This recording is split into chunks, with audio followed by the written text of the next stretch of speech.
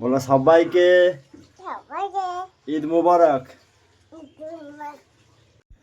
আসসালামু আলাইকুম আমার প্রিয় বন্ধুরা, তোমরা সব কেমন আছো? আশা করছি তোমরা সব ভালো আছো।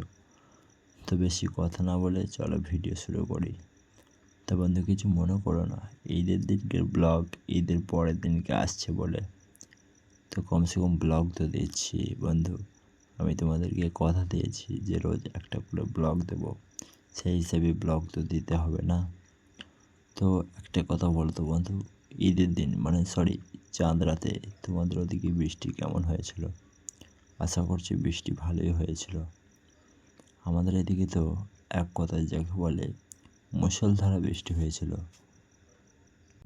তো বৃষ্টি হলে কী হবে, ঈদের দিন গোসল টোসল করে রেডি হয়ে নিচে বসলাম, দেখলাম আমার ভাগ্নে টোটোয় বসে আছে, হাসিখানা মানে মুখ দিয়ে মধু ঝরছে যাকে বলে। বেশি না ভেবে রাস্তা দিয়ে যেতে লাগলাম টুকটুক করে। দেখছি সবাই যেতে আরম্ভ করে দিয়েছে, মানে আমরাই লেট হয়ে গেছি যাকে বলে।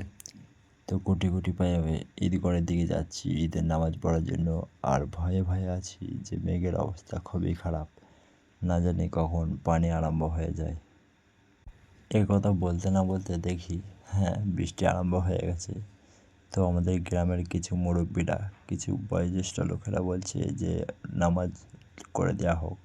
মানে তখনও হাতে 5 মিনিট টাইম ছিল, কিন্তু ওরা বলতে চাচ্ছে যে নামাজ করে দেওয়া হোক। তো রীতিমতো আমাদের নামাজ তো হয়ে গেল। নামাজ হওয়ার পর নামাজটা তুলতে পারিনি বন্ধু, কারণ ওই সময় নামাজ পড়ছিলাম। তো খুতবা চলছিল, ওই সময় তোমাদেরকে একটু দেখালাম ভিডিও করে। দিয়ে খুতবার পর নামাজ শেষ হয়ে গেল, আমরা সব ঈদগাহ থেকে বেরিয়ে পড়লাম যে যার মতো। কিছু কিছু লোক গুরুস্থানে চলে গেল তারা আপনজনদের কবর জিয়ারত করার জন্য।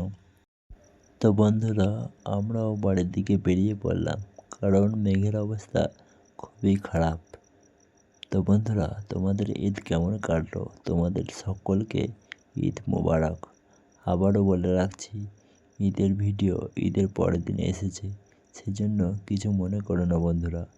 চলো দেখা হচ্ছে পরবর্তী কোনো ভিডিওতে।